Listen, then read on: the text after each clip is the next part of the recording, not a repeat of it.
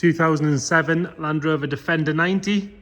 So being an 07, this is the 2.4 TDCi engine, so the one that replaced the TD5.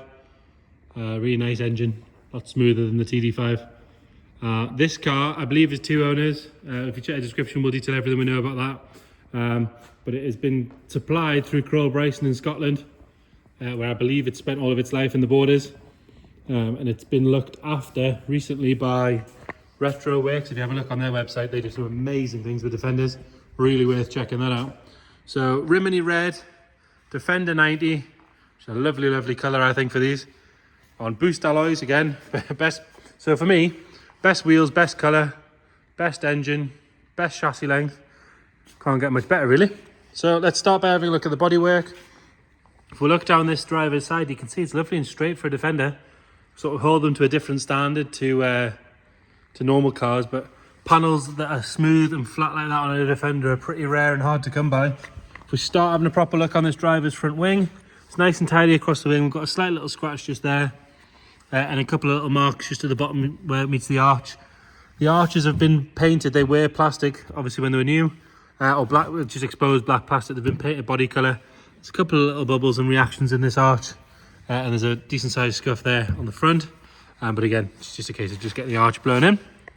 Nice and clean in there, as you can see. A lot of the chassis all nice and tidy. It's got 4 matching general grabbers, which again is the right tyre for the car all the way around. Coming down this driver's side, along the bottom where it meets this checker guard, that's nice and clean all the way out. You can get your hand underneath it and feel it's all nice and solid underneath there. It's been put on properly. You can get a good look in that gap to see there's no corrosion or anything coming through there. Nice and tidy on the driver's door. Got a couple of little marks around the key area, but nothing major. Nice clear glass, that's not been messed with. Around the wing mirror area, that's good. And these hinges quite often is another spot where it'll start to sort of look nasty, but that one looks all good. Have a good look around the tombstone area on this one as well. Really nice and tidy. Nothing at all to worry about there. The seals are all good. There's a little bit of lacquer peel on the roof, as you can see, but with it being red and a large flat metal panel, it kind of bakes them a little bit. But you can see you've got to get right up on top of the roof to see it. This van panel is like brand new. I mean, it's the smoothest van panel I've seen in years. It's really, really good all the way down. And again, on this aluminium trim area, that's all nice and neat. Around the filler cap, we've got a little mark just there. Tiny, tiny little mark, but I'm being picky there. And again, you can see it down the gaps of the checker plate. That's all good around there. A little bit of peeling on the lacquer on this arch. For me, I would get all 4 of the arches just painted back to body colour, so they just look right. Sort of the thing that lets the car down with it being so clean and tidy. We have a good look underneath from here as well. You can see the chassis is not coated in anything horrible. Lovely and clean under here. Sort of thing that Retro Works keeps a good eye on as well. Another good wheel and tyre, like I say, matching general grabbers all round. Seals around the Alpine windows, they're all good as well, worth pointing that out. Coming around onto the back, got this nice later Defender wheel cover on it, which finishes it off really well. Again, like I say, you've got your Crowell Bryson's dealer stickers. Scottish on the plate because it's been in the borders all its life. Love a Land Rover up there. Lovely and clean along that back member there. And again, if we have a look underneath, really nice and tidy. It does have the Witter adjustable tow bar. It's got the electrics with the cover as well. Proper Land Rover electrics. The covers normally go missing, so the fact that there's one still there is really good. Nice and tidy on this rear quarter area and around the windows. All good. The door's lovely. It doesn't drop when you open it or anything like that. It shuts really well. Couple of little bits of reaction in the paint just on this end here on the aluminium, which is a really common thing on a Defender. But that appears to be the only place where it's doing it as well. All the rear lights are nice and clean and bright. Coming around again, the van panels are really, really good. I'm not going to go on about it too much, but they're just like glass. They're excellent. Really, really good. Nice and tidy on the top of that roof line, around that Alpine window.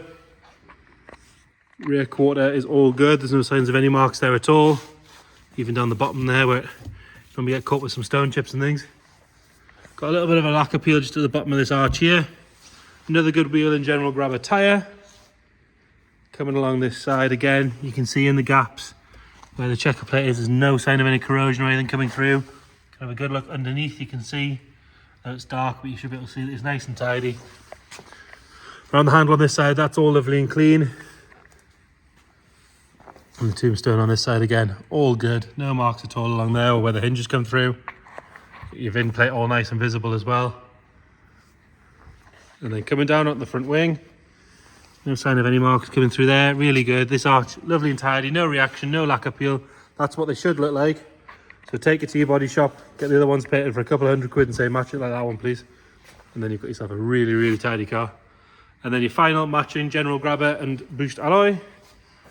Round out the front, nice and clean around the lights. Bumper sits straight, it's not got a winch bumper or anything on it. It's totally standard, this car. I can't find anything that's been messed with at all. These later TDCI's got this bulge in the bonnet as well. That's how you tell them from the earlier TD5 cars. Bonnet itself, there's no real signs of any stone chips. The badging's all nice and clean. In these seams, that's all good as well. Around the vent area, nice and tidy. Got a little bit of lacquer bubbling just on this quarter here, or this wing, sorry, in front of the vent. Behind the vent's all good, and the rest of the bonnet's nice and tidy. Moving on to the interior, so it's a 6-seater this one, 2 in the front, 4 in the back. Lovely and clean on the door card, and it is a factory electric window one, so you've got your electric options. Appreciate it's dark in here. Electric windows, it's got the standard Land Rover stereo in it with a CD player. Heated rear screen, it's got fogs. What else have we got? We've got a heater that actually works properly, unlike the earlier Defenders. But more importantly, this one, low owners, 68,000 miles. And I believe the service history is very good. If you check the description, we'll detail all that in there for you. Nice and tidy on that driver's seat. Tiny little bit of wear where people have been sliding in and out on the bottom of the bolster. But other than that, all good. Lovely and clean around that steering wheel as well. No sign of any wear there at all. Doors shut really well as well. Normally you've got to give them a right welly of a slam, but on this one, really good. Again, like I say, the boot door doesn't drop at all, sits nice and level. The back of it's good. There's normally scratches and gouges on here from things rolling around in the back. On this section, that's all neat and tidy. See if I can get a fat finger in under this mat. We'll have a look under there. It's a proper fitted one, so you've got to kind of tease it out. As you can see, lovely and clean in there. No sign of any sort of scratching or corrosion or anything like that. And then we've got these 4 seats, so they stow away like this. Got a little press stud there that holds them out the way, or they drop down. All with seat belts ready to go. There's a bit of foam there that shows you the owner obviously cares because he's got it there protecting that bulkhead. Rest of the back of the car, all lovely and clean. The headlighting's nice and tidy. No sign of any real. It's definitely had an easy life for a Defender, this one. And then round on the passenger side. Again, nice and clean on the door card. This side of the dash is all lovely and clean. Again, I mentioned the actual heater vents, so you won't freeze to death in this one. Compared to the earlier ones, they are far more agricultural. It's a much more of a usable car. That's why you tend to see them like this, where they haven't had a hard life, but maybe it's not been on the farm. They've been used as a proper car. Right, on the end of the bonnet, you've got a 2.4 litre TDCI. Like I say, totally standard, not messed with. No bigger turbos or exhaust or anything like that. It is just as Land Rover intended. All your VIN plates and everything are nice and visible. Around the bonnet aperture, that's all nice and clean. We'll get it fired up. Of course, the ignition barrel's on the left-hand side on a Land Rover, or on a Defender it is. Give it half a second on the glow plug, so it's -2 today. Fires up on the button, stone cold. It fires up nice and happy. I mean, even if you've got half a tank of diesel, and that's got to be worth about 800 quid at the minute. No nasty smoke or anything coming out the back.